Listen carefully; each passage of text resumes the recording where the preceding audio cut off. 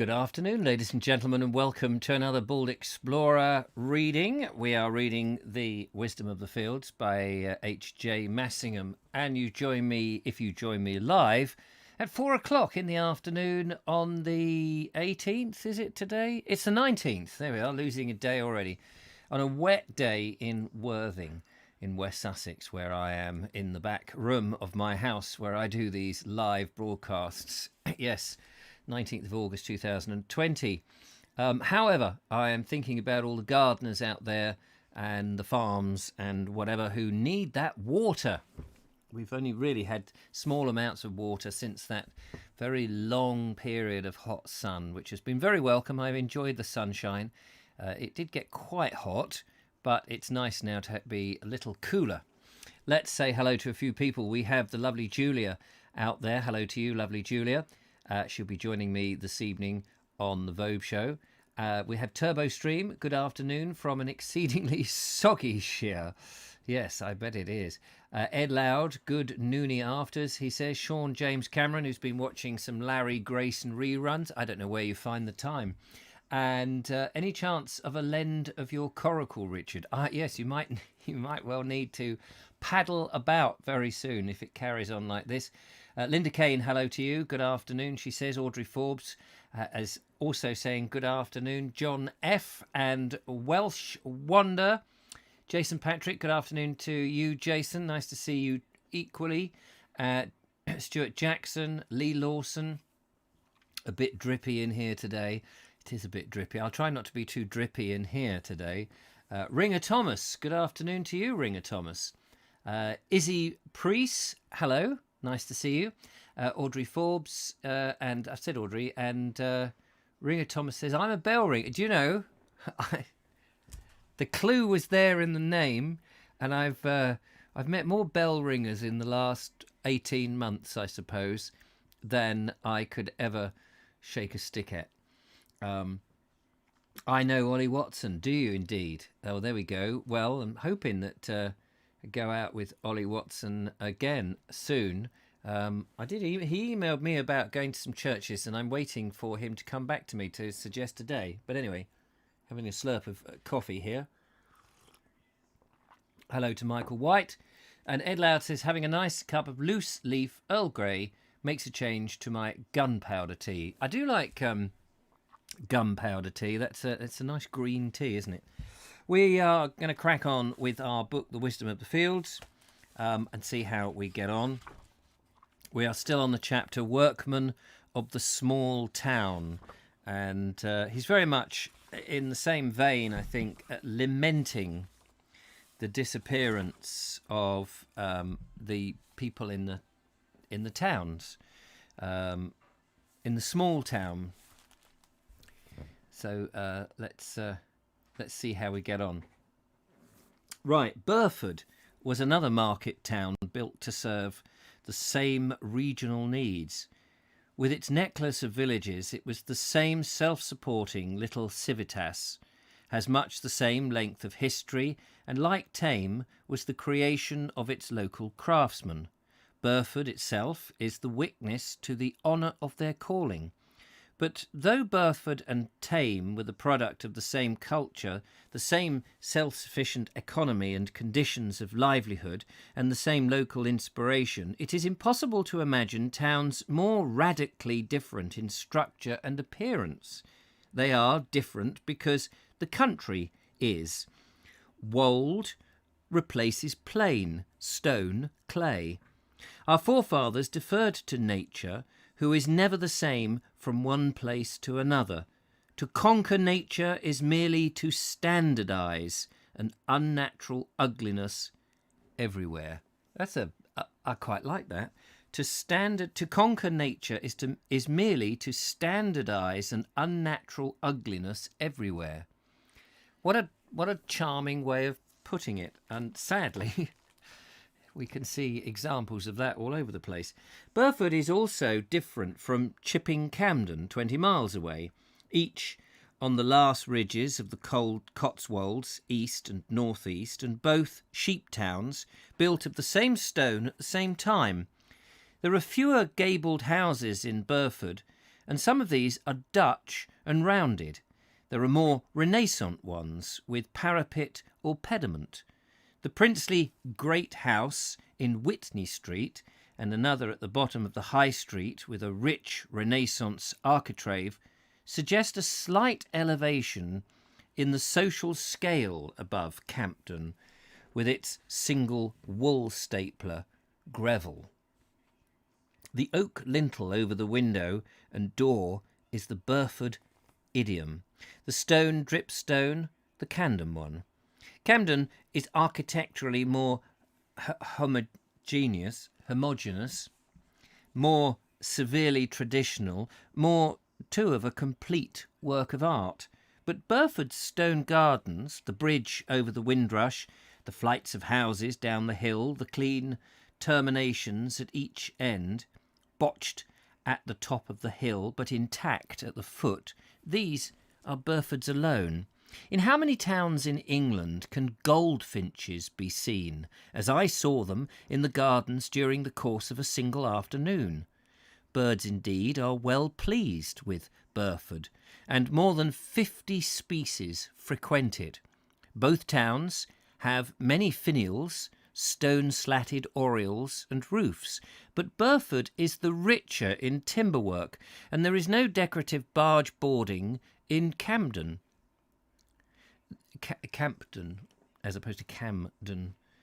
Though both towns are superb. See, I do this thing where I just read phonetically. I think it must be something when I was taught at school. And then I go, oh yes, superlative. Is that right? Superlative? As opposed to superlative. For the line of their... Both towns are superlative for the lines of their curves in the main streets. Burford has more architectural waywardness than Camden, one of the most purely vernacular market towns of stone in the world. But it was built out of an intrinsic feeling for fitness of purpose, and not in the least for picturesque reasons. Burford is miscellany, where the mason's fancy roams, and the happy ending of the great street in the valley of Windrush is felicity itself. What an architectural history might be written of our small pre-industrial market towns. Leave Tame. It's Tame, isn't it? Not Thame. Is it Thame? I never quite know on that, Tame, because the Thames is the Thames. But is Thame? Anyway, I'm going to stay with Thame for the moment, but it may be Tame. Sorry, just having a slurp of coffee there. Leave Thame on the clay, Burford on the stone, for Marlborough on the chalk. In Marlborough there is hardly a single house like another. Even the tile hanging varies from house to house, and the variety covers shades of brick, shades of houses, and structures of window. Yet in all this gay multiformity there is unity. And it's interesting you should say that, because when you think of the new builds, which covers several acres of land that are put up at the edge of towns that we drive past and we go, oh my God, that sense that they're all cookie cutters from perhaps 2 or 3 designs, just slight variations, but pretty much none, compared to what he says here. Even the tile hanging varies from house to house, and the variety covers shades of brick, shapes of houses, and the structure of windows. I mean, you know, that all comes with time, as the houses are built over time, not in a 6-month period where all the design has happened in a week, and then the building over the rest of the time. And yet it says, in all this gay multiformity, there is unity. So it's fascinating. Amy Doherty, hello Richard, hope you're well. We are going crazy trapped inside the house because of the rain. That's Amy, Adam and Lottie. Hello to Amy, Adam and Lottie, and thank you for tuning in today. I'm sorry you're going crazy because of the rain. At least it's because of the rain and not because of lockdown, I suppose. But lovely to see you there. Josh B.S. says, love the reading. Thank you very much for coming by. Laura Noel Is that Noel? Noel says, hello, Richard and everybody. Hello to you. And Ben Reeve, tame is pronounced tame, like the tame animal sound. Thank you. Thank you for that. I mean, these might be the bloody obvious to a lot of people, but to me, as you know, I struggle. So it's not thame, it's tame. Thank you very much. I appreciate that. So anyway, there we go. Where were we? Oh, yes. Better, I should have thought, to build little towns like these of local skill and the local materials than the Beveridge idea of digging holes and filling them up again. Yet nature, who feeds us, who provides us with the wherewithal to make cottages and cathedrals, who clothes the world in beauty and life, who offers us such endless possibilities for happy and contented lives, is always trying to bring us to our senses. Isn't that beautiful? That, you know, nature is trying to bring us all these different things, and yet it's so important to us. Of the intense and manifold life of old Burford, only an inventory of its trades can speak. It spun wool, wove cloth, cast bells, worked metal, acted plays, and kept more inns in a town twice its size. There were smiths, saddlers, maltsters, cabinet makers, wallers, slatters, masons, artificers of many kind. Now the busyness of Burford is of travellers that come and go, and in war, most strangely, of tanks in procession. One of these, while I was there, crashed into the parapet of the bridge, broke it like matchwood, and fell into the river.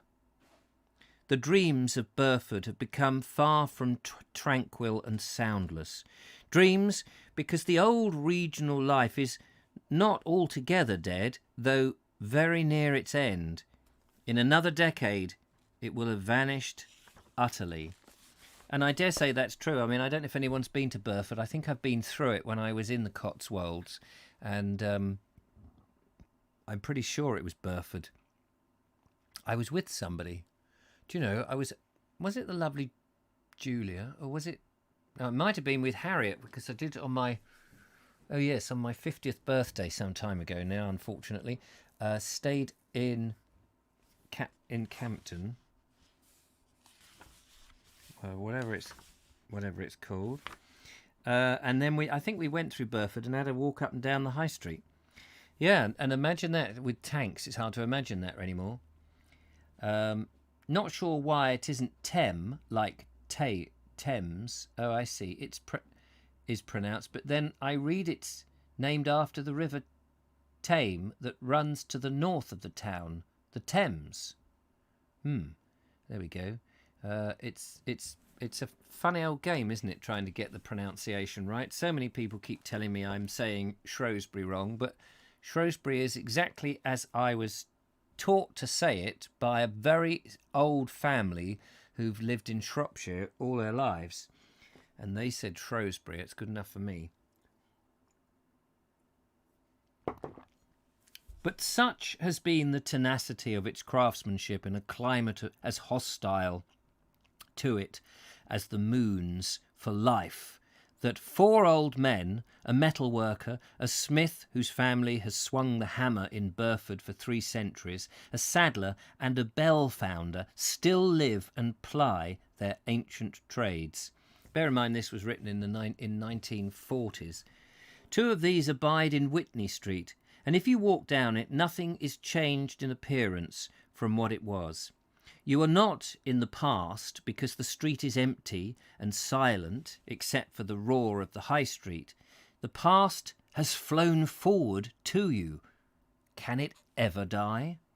With all my heart and mind I believe that it cannot, because it gave a fullness and liberation to our workaday life of men that it is death to them to be without. And I think it's true that civilized man of today is not only absorbed with death, but even, as in the macabre Germany, pathologically welcomes it. This back street, retired, patient and quiet under the distant din of the tanks, seems to wait for it to pass, knowing it to be fugitive and time-bound, realizing that man must live and overcome death, and that these noisy years are ours, moments in the being of the eternal silence, truths that wake to perish never. In a decade, the old life will have perished, but only to be reborn. Well, I guess that was him looking at it during the beginning of the Second World War in 1945. He'd gone through quite a bit of the war, obviously, and was thinking that things would go back to normal, not knowing that, of course, the war itself was responsible for such a huge advance in technology, and particularly mechanization, that we would never go back after that war. And the decisions the government made, particularly in things like agriculture with the subsidies, and the worry that we would ever be in a position where we couldn't grow our own food, and that if we were forced not to be able to get food from overseas, as in the war when the U-boats were targeting the convoys, that the government made this rather rash not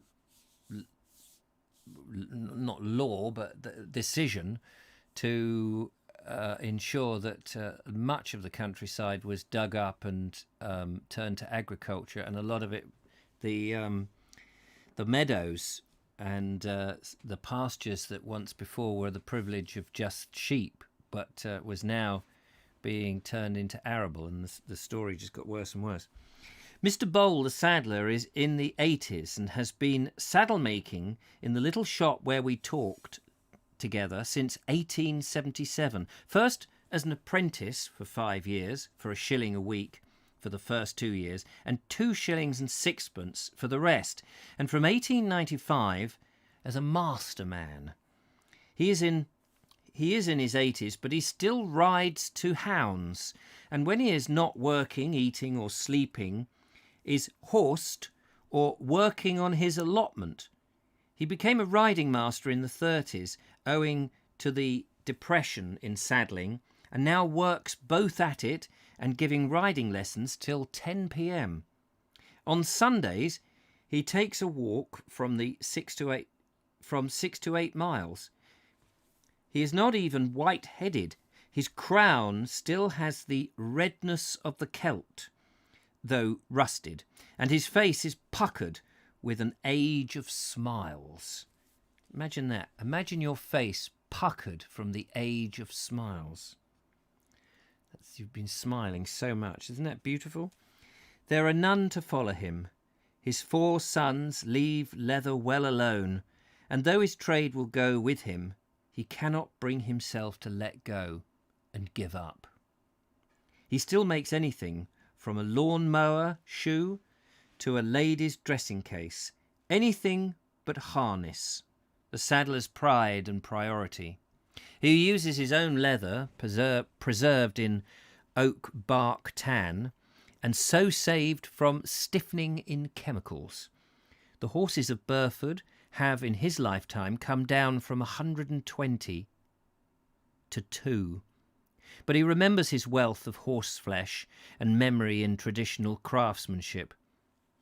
And it's more than a faculty kept going, bright and keen. It is the very metal of his life. It is the reason why nearly all living craftsmen, for all the loneliness of their survival in an age utterly estranged from them, are not unhappy men. They carry the past with them into the wilderness, and it ceases to be the past. Mr. Bole did not recall the past to me, he acted it. I first met Mr. Bole in the autumn of 1944, and what struck me was the springtime of his old age. When he described to me his first motor car in Burford, and how he and 15 others had pushed it up Burford Hill, he put out his hands as though he was still pushing, When he told me about the last oxen to draw a plough, he used to repair their harnesses. At Eastleach, St. Martin, his arms and shoulders played the rhythm of their slow gait along the furrows. He spoke of the last self-sufficiency fair come market at Burford, when a double line of booths stretched along the high street from top to bottom, when there was accommodation for 80 shepherds at the Lamb Inn, and the carters and the woodmen and others stood about with the emblems of their trade in their buttonholes, as though he had just left it. He made a few shuffling steps to illustrate one of the dances in the evening of September the 25th. But it was 40 years ago, and the very last September fair of all, the Septembers receding into the remote horizons of old England.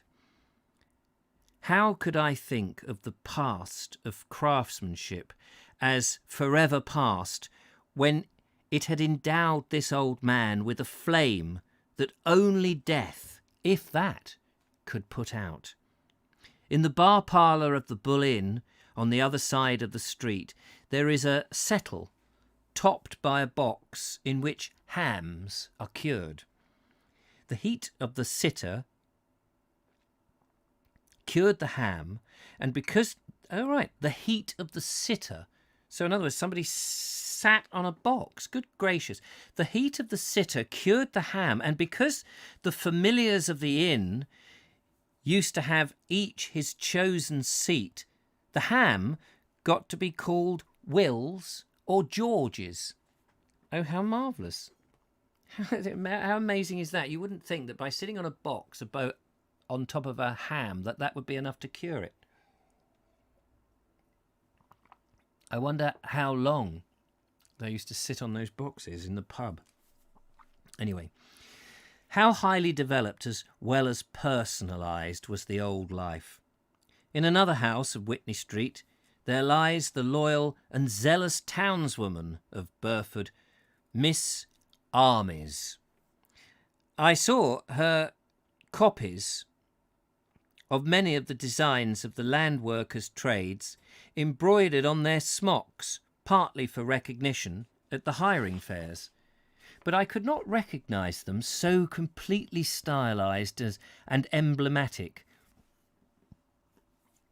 were the whips, sheeps, cooks, harnesses, etc., of the carters, shepherds, and others who wore them. They were no more naturalistic than the white horse of Uffington is a natural white horse.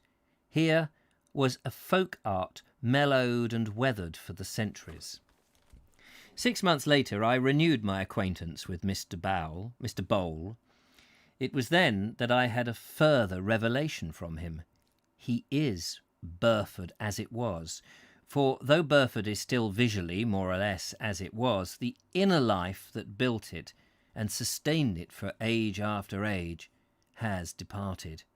But as I passed the square window of his tiny shop and looked in on him, bent over the broad bench of his high stool, this very old man, with his astonishing memory and his ageless animation, became a symbol and the last repository of the culture, the self-sufficiency and the multifarious bustle of the Burford that has gone. Burford lives again in him, and the picture he gives of its former activities express both himself and the town in a liveliness and reality which identify both in a common rebirth. He told me more about the Lamb Inn, which once had belonged to his family for a century and a quarter. He remembered when a fat buck used to hang in the corner of the big room where now the bar is, and you might almost say that he could hear the clatter of the venison parties during the September sheep fairs. The Burfordians used to have one day each year in Witchwood Forest hunting deer.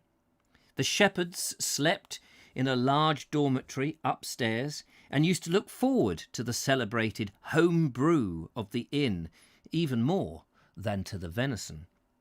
20 flitches of home-cured bacon at a time used to hang in the cellar, and Mr. Bole could see the woman scraping the bristles and ladling the brine over the pigs fattened on inn pastures. Outside, he could hear the rumble of the horse wagons coming up the street with the malting barley, the far-famed Cotswold barley grown on the brash of the wolds. They passed the September ballad singers, and Mr. Bole, there in his dim harness-cluttered shop, sang me one of their songs.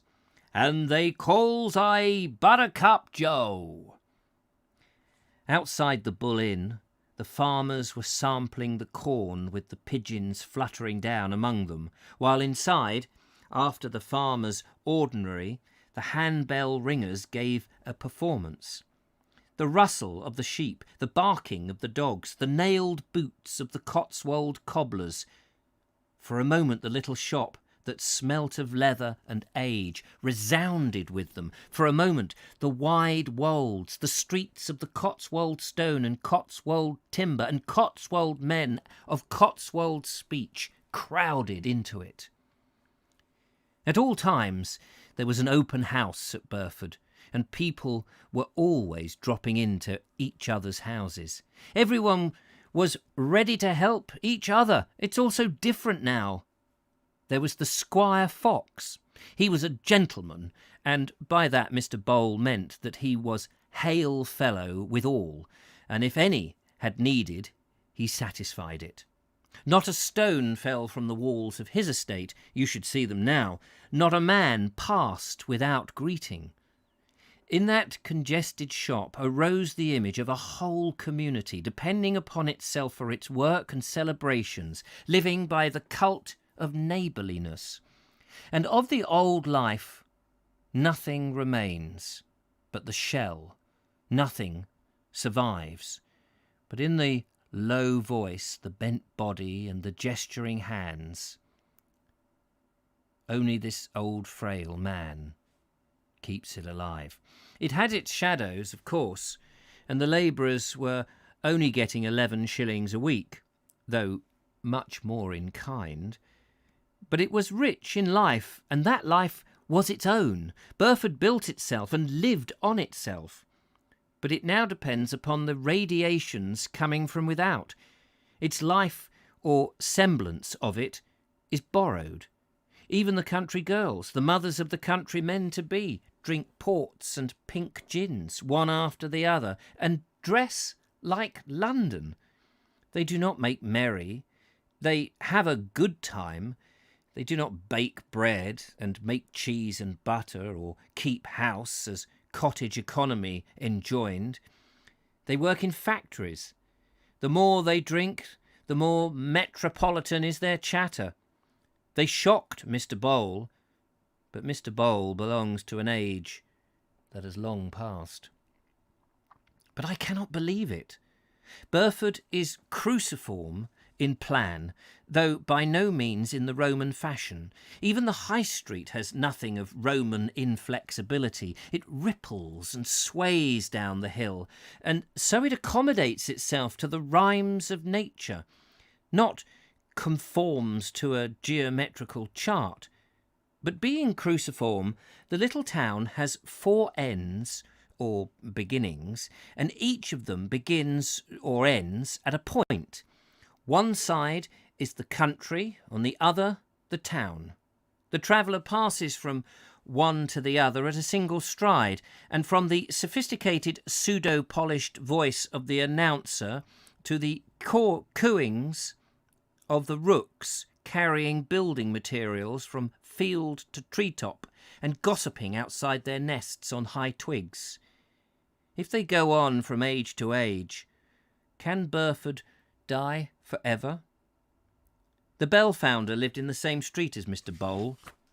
His cottage adjoined his workshop, distinguished from it by a low Gothic arch. At the back, a long and narrow garden sloped down to the willows by the river. Parallel with it, the workshop was continued for half the garden's length, the longest craftsman's workshop I have ever seen. These details are by no means trivial.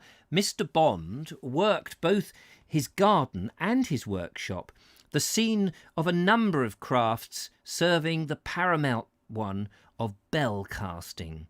Of the entire property, he was the sole owner.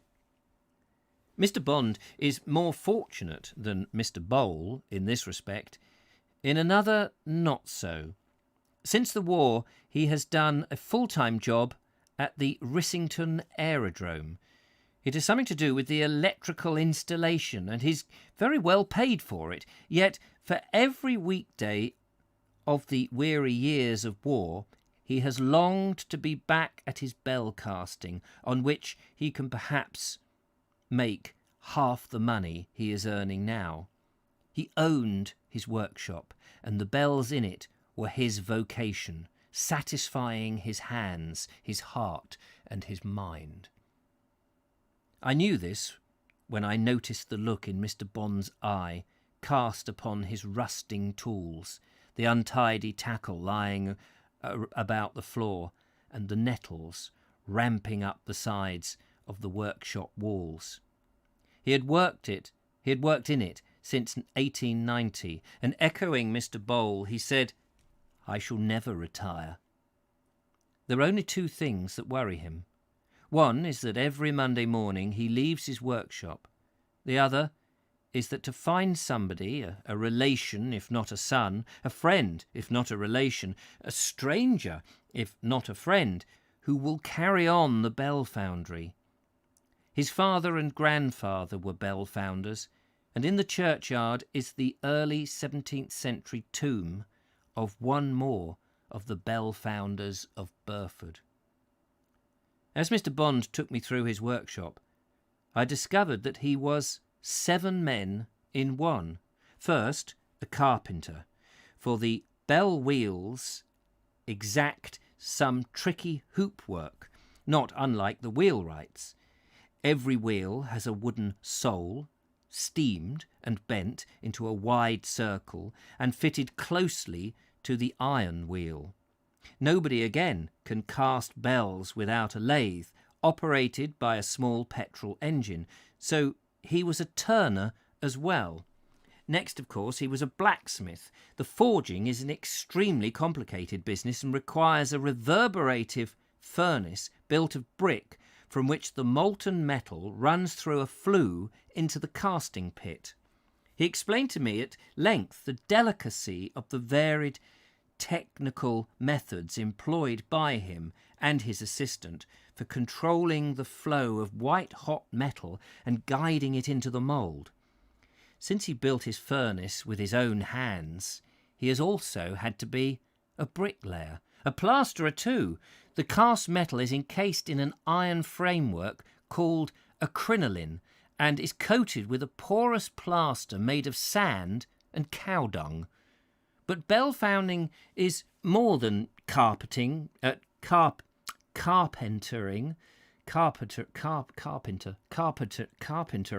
turning, bricklaying, smithying, plastering. It contains all of them, but the whole is greater than the sum of its parts. Another profession he combines with casting bells is hanging them. For this job, together with picking up cradled bells to recast them, he has travelled far and wide over our countryside. He must have spent half an hour in remembering the villages and parish churches we both had visited. One village he knew well, and I not at all, was Little Massingham. Humorous because the author is called H.J. Massingham. But I am not yet done with Mr. Bond's versatilities. His talk flowed on as a guide to his manifold skills for an hour and a half, and much of it was completely over my head. As he said with his depreciatory smile, "You had to know something of geometry and arithmetic to be a bell founder." And his description of his tools, their uses, and the fine parts of a bell blended art, blended art with science. To these aptitudes and this mastery, he had yet one more to add. He was a gardener and a fruit grower. The only other worker in metals that I know who at all resembles Mr. Bond as a craftsman, philosopher, is Mr. Brown of the smithy of Gomshall in Surrey. Asked how he came to acquire his skills in wrought ironwork, he replied, "You see, when I was a boy, I learned the nature of metals." This exactly describes the quality of Mr. Bond, indeed, of all craftsmen. Their senses are attuned to, their minds versed in, their hands subdued to the nature of the materials they work in. We were together on a Sunday, and the glimpse I had of his family showed them dressed in the style of a much bigger town than Burford. But not he. Sunday was the day for pottering in his workshop and tending his garden. This full man dressed for the work he loved, and God had given him another sense for it, independent of its mysteries of making, though essential to it. This was his exquisite ear. I can truly say that I have never, in my life, met another man with as fine a one. The veto on church bell ringing during the early years of the war had one counter effect to lighten its gloom. Oh yes, the veto on church bell ringing, of course, just during the war, you weren't allowed to ring the bells, because if you were ringing the bells, it was a sign that there was an invasion, that the Germans were parachuting in or were running up the beaches and things. And so there was a veto on bell ringing during the early parts of the war, so 1939, 1940, presumably. And at one point, I guess they realised that after the Battle of Britain and the Blitz and things into 1941, I'm guessing, but I don't know, but at some point they probably said it was okay. But yes, there would have been initially a veto on bell ringing. So the veto on church bell ringing during the early years of the war had one countering effect to lighten its gloom. It brought back the handbell. He played many octaves on these with a turning fork for my benefit, and he cast them all himself. He had something like genius for tone and its infinitesimal variations. A peal of 8 bells can ring 40,232 changes, and not a few of these he played for me. I have a fairly good ear myself, and I can detect modulations in a bird song out of the customary, which are inaudible to or unnoticed by others. But when he took me over and to a set whose notes, according to him, did not ring quite true, he had me beat. His extraordinary sensitive ear could pick up the slightest falsities in percussion which were beyond me. Since he was also a lover of music, it is charming that a bell ringer should be one, but he does not at all follow that he is one. Such an ear qualified him to ring the bells of heaven. Most of the craftsmen I know are wise and thinking men. This one had a conscious philosophy of life. I had first sight of it when we paused on our way down from the workshop to the lathe, powered by a small motor. I rather tentatively remarked that here was the secret of man's mastery of the machine, which now dominated him to his confusion and undoing. And to my surprise, we'd only been talking for a few minutes. He perfectly understood, much better than I did in fact, that the only power that could control automatic power was the power of the craftsmanship. I spoke from observation and reflection, he from experience and reflection, and he asked me whether I had noticed that the unbridled power of machinery had corresponded with man's loss of economic freedom. I had noticed it, but now I became absorbed in noticing him. He definitely had a theory of property based on his own life as an owner and an artistic workman of his own bell foundry. This he expounded to me when we subsequently walked down his garden to the river, hiding among its reeds and its willows. What pleased me more than anything was the part the garden, as well as the workshop, played in his ideas. He saw the complex as one thing, so that his Burford bell foundry seemed to embody his own person. Sorry, I'll read that one more time. He saw the complex as one thing, so that this Burford bell founder seemed to embody in his own person the unity of old England.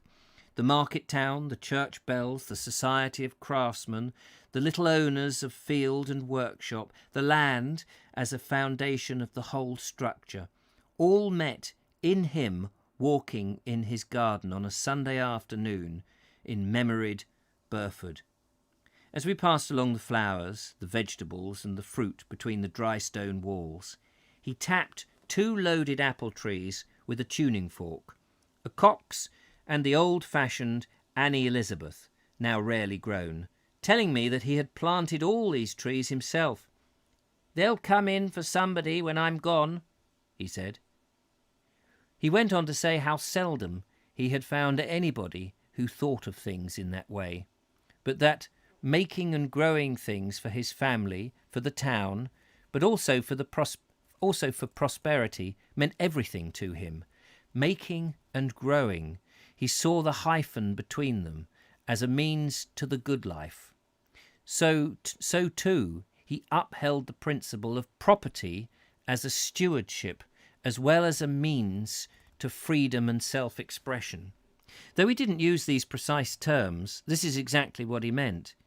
He was one of those rarest of contemporary men, a believer in the ideal of productive property to which modern finance, monopoly and totalitarianism are alike inveterately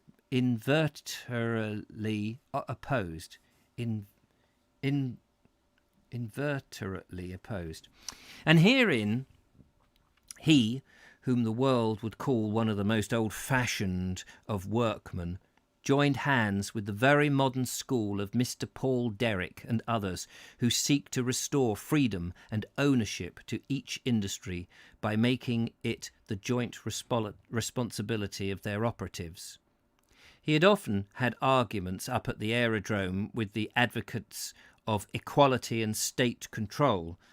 I wonder what they thought of him, solitary among them, as he advanced the moral and aesthetic claims of what he called the old order of master and apprentice, estate, workshop and holding, king, lords and commons. In this he was deeply voicing the English tradition. Cobbett and Joseph Arch, both called revolutionaries and radical agitators, expressed exactly the same sentiments and convictions. The revolutionaries of today are the ruling classes, bureaucrats and monopolists, both bent upon destroying the English tradition of personal property. The aerodrome workmen are all equal, Bond said, because they have no property. They're all equal in proletarian poverty. It isn't the rain and the drought, he said, that harm the garden, but the foolishness of man, and the earth pays him back. Here was Virgil's Justissima Tellus. To own was like rain and sunshine and fertility. It was only when owning was abused that things went awry. But the remedy was not to take people's property away from them, but to teach them how to make it fruitful for themselves and others. The tonal harmonies of his bells came from more than hand and ear. They were the sound of a peace and wisdom within himself. And that is the end of that chapter. The next chapter is about cottagers, and it's chapter 6. And here, I'm not going to read this chapter, we'll save this for tomorrow, but there is interesting, I haven't read the quote, but there is a quote, 2 quotes that start this chapter off, which I should just read before I have a look at the comments. Farming practices whose only merit lay in their antiquity will be discarded. That was British Bank advertisement.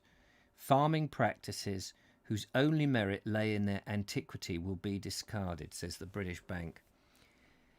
And then this quote, I have to liberate the world from dependence upon its historic past. Adolf Hitler. I have to liberate the world from dependence upon its historic past. And that's a strange thing, because I think clearly that's wrong. I mean, it's tarnished because Hitler said it, so I'm automatically thinking it's wrong. But to liberate one from dependence of its historic past, I think we should be dependent on our historic past. It should mean something. It should have bearing on our future. Let's have a look at your comments and see what you thought of that before we finish. Where are we gonna go? I'm gonna go back a little bit here because I've missed all of them. Are there any women in this country? It's all about men, says Jackie Traynor. That is true. That is true. We are going back to the 1940s, but it's a good point. We haven't really heard much about women, I agree. In Burford, you can get great lardy cake. Nice. Oh, they're drinking pink gin. Oh, yes, that's where the women that he mentioned are drinking pink gin. Do you have a note from your mum, Morton? Oh, is Mr. Morton late? It's piddling down here in the Shire. Yes. He will have written it himself, Audrey. Right, okay, so blah, blah, blah. Look at our country towns now, antiques, and that's just the shops. Yes, very true. Rissington Airfield used to be RAF Little Rissington, one-time home of the Red Arrows. Oh, that's interesting. Thank you very much. That was Ben Reeve. Plus, in 1952, a UFO incident. Didn't know that. That's interesting. Stuart Jackson says that was some years ago. Yes, 1952, certainly some years ago. Ben Reeve also says a Gloucester meteor jet found he had 3 unknown friends with him in the air, if I remember correctly. Dad remembers the arrows at nearby RAF Kemble until 83. I hadn't heard of the stop of bell ringing in World War II. Every day we learn something new. Yeah, no, it was a thing. That the bell ringings were stopped because it was a great way to sound the alarm, and so you didn't want to confuse anything by having bell ringing, and because people were convinced at the beginning of the war that we would be invaded. I mean, you can imagine, can't you? You'd seen Europe being invaded left, right and centre, and it didn't seem too far away, 20 miles across the sea, the channel rather, and Hitler seemed hell-bent on invading Europe, and our armies had been destroyed and embarrassed over at Dunkirk, and it seemed that it wouldn't be much if our little ships could get over and bring our troops back, surely Hitler could easily invade. And so the bell ringing would be a way of alerting everybody to do their thing, whatever their thing was. And you can't help thinking of Dad's army, which epitomises that time so well. Stuart Jackson says the Gloucester meteor jet was at the gate of RAF Kemble for years. Oh, was it? Jackie Trainer says, we thought we'd all be ringing the bells en masse after lockdown, but unfortunately we have been socially distanced, so only 4 of the 8 are ringing in Ellesmere. That's a shame, isn't it? I do think it was a huge mistake to shut the churches, particularly for people's prayer. I mean, the church was open during the plagues, the great plagues that we had, so that people could, who particularly those who are religious, or those that wanted to escape. I can't think of anywhere more safe than in the cold, entombed walls, thick stone walls of a country church to escape from anybody else. I imagine that would have been the most safest of place. And if you're a believer, you would think that God would look after you. Linda Kane says, haven't heard the bells here in the village yet, although I spoke to the ringer who did the risk assessment and said that they were going to start, but only ringing 3 of the 6. Gosh. And she really wants to hear them again. It would be nice to hear the bells. I mean, it is part of our tradition, isn't it? Ed Loud said, that was blooming lovely, and every word of it so relevant and true. A lovely listen while making my soup. Thank you, Richard. Well, thank you very much, Ed. That was a beautiful, beautiful chapter, and I didn't stumble quite as much as normal, so that was good. Historic past, says Josh62, equals roots. Yes, and I think it is good to have our roots, because it gives us something to hold on to. I am not of this persuasion in which people say, you know, you're a person of nowhere or you're a person of somewhere. I am definitely a person of somewhere, and having that to cling on to give me anchorage. Whether I'm travelling, I'm still a person from somewhere, and that somewhere means something.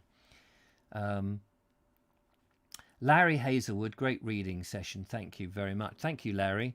The Hitler quote is chilling, especially as this is exactly what's going on now, but by different means, says Morton. And what is fascinating, and this is fascinating, that Hitler quote. Let me just read that one more time, because it is incredibly chilling. I have to liberate the world from dependence upon its historic past. And that's Hitler.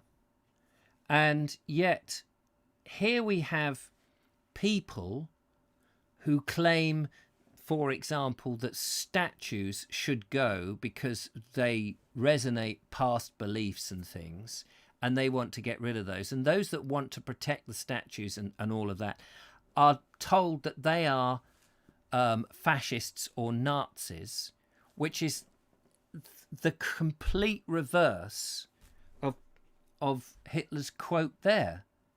And in fact, those that are trying to get rid of are more the fascists and the Nazis, following Hitler's belief of getting away people's dependence on their roots, and yet they're the one calling everybody else these names, and they can't see the irony of that.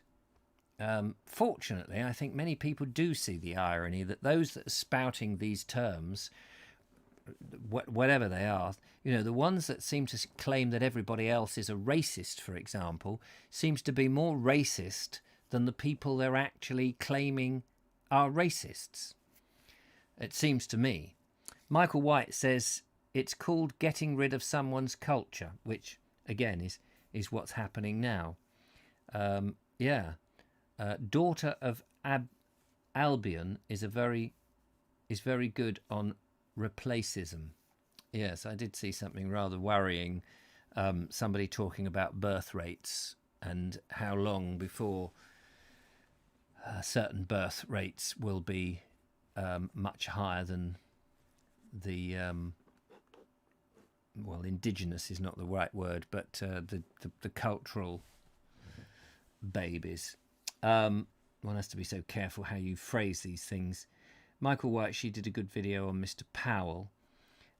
Michael White said, Gent is not only a good brummie, but one of my all-time heroes. Totally agree, Richard. Says Epic X presents. If we took down the statues, says Ed, of all who did things wrong, there would be no statues left, as all human beings make moral mistakes. And yes, of course, we're all on a journey through life, aren't we? And we're all people of our time, and we're all judged by other people of our time, and as time moves on, those judgments may change because times change, and therefore how we look at things now is different to how we look at things in the past, and thank God that's the case.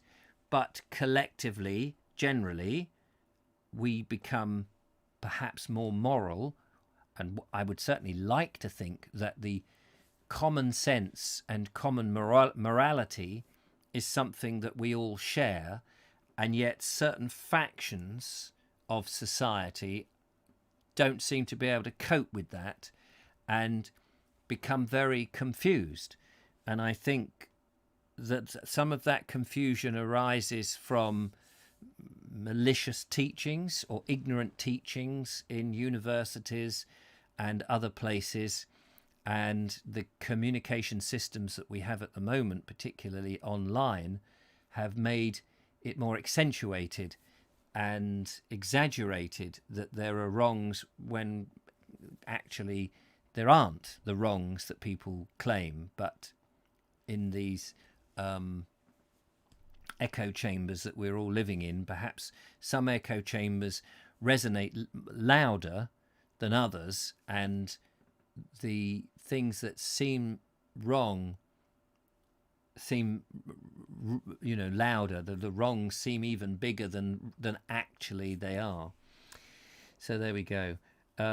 People don't know how to debate these days. I think that's also very true, and people don't seem to be able to accept that a debate or an argument, a verbal argument, can be an exchange of ideas which doesn't have to change your opinion, but can make you value the other person's opinion, and you can listen to the other person's opinion and think, well, you're welcome to think that, possibly make them understand how the other person thinks, and not just think of them as an idiot who doesn't think the way I think, but actually, I can see how you think that way, and because of that I understand that.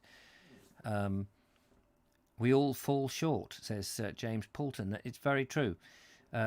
We do, and I think we should all remember that we all make mistakes, and we will always make mistakes. And because we all make mistakes, we should be able to forgive those people who make mistakes, even governments. What I find hard to understand now is if a government makes a U-turn, and it's a U-turn for the best, we sort of shout at them for being weak, for having made a U-turn. And yet the U-turn might be exactly what we want them to do. And yet governments, need to be able to be in a position and say, well, we thought this was right. In practice, it's turned out that it's wrong, and we've changed. Like the poll tax, for instance, if people can remember the poll tax. I mean, I thought the poll tax was a good idea in principle, but not in practice. I thought in principle that if everybody contributed something, but not the same flat rate, then we're all basically paying for so if 6 people live in a house and all 6 contribute, not children, obviously, but it depends on how much they earn. I thought that's probably quite sensible, instead of just the householder having to fork out the whole lot. But of course, in practice, it was too difficult to work out like that. And so this blanket cost, which was then blatantly unfair across the board, and no wonder people were going to rise up. But as a principle, I thought it had some merit, but it was just not a practical solution. But there we go. Our governments want us dead, and at best manages the nation badly. Well, I mean, I often think that there's this strange argument where people say, that people want us not, that people in power don't want us around. But of course they want us around, because who's going to do all their dirty work? They don't want to do it. They need people to do that. If there's not the drones making the honey, how do they get the honey? The government these days make make laws based on public opinion. Yes, I think they're too busy worried about their public appearance and what people say on Twitter or in the news or things like that. And I think it's why a strong leader such as Churchill was very good during the war, but perhaps they didn't tolerate him when it came to peacetime. Anyway, that's really all the time we have. It's 5 o'clock now, but it's always interesting to sort of talk around the subject afterwards. But these old crafts, that old time, that pride, the quality that these people exuded is greatly missed. I think people do still have crafts and things in a different way that perhaps we don't always fully understand and appreciate. And we do have a time where people can, if they can, make some form of living out of doing things that perhaps you couldn't have done before. I mean, the internet has given people like me a chance to make videos and explore places and do readings and discuss things in which I wouldn't ordinarily do, but I'm not really using my hands. And I think there's a sense of pride if you've built something yourself, or you've built a business yourself, or you have something. I think that, and I think pride, that sense of pride, that sense of having something you've done and shared that people enjoy, I think that's important for people. Anyway, thank you so much for joining me. Look after yourself. We had a better ending to the show this time than yesterday. I will be back again tomorrow, Thursday. There's the Vogue show this evening. There is a video tomorrow that's in the bag, ready to go, about art. I'm not very good with art, but the lovely Julia helps me through it. So there we are. Thank you very much. Take care, one and all, and thank you for your comments. Thank you for coming along and listening and supporting me. And those that do support me, by the way, you will have had an email, you may not have seen it yet, about the Naked Englishman podcast that I do each day. And if you haven't seen that and you still want to get it, you will have to opt in to receive the Naked Englishman. So do have a look if you are one of those people who normally get the daily podcast, the most recent email, and you'll see how to do it, because if you don't opt in, you won't get it, basically. Anyway, thank you so much. Take care. Have a good afternoon, and I will catch up with you anon. It's probably the best way of putting it. Bye-bye for now. Bye-bye.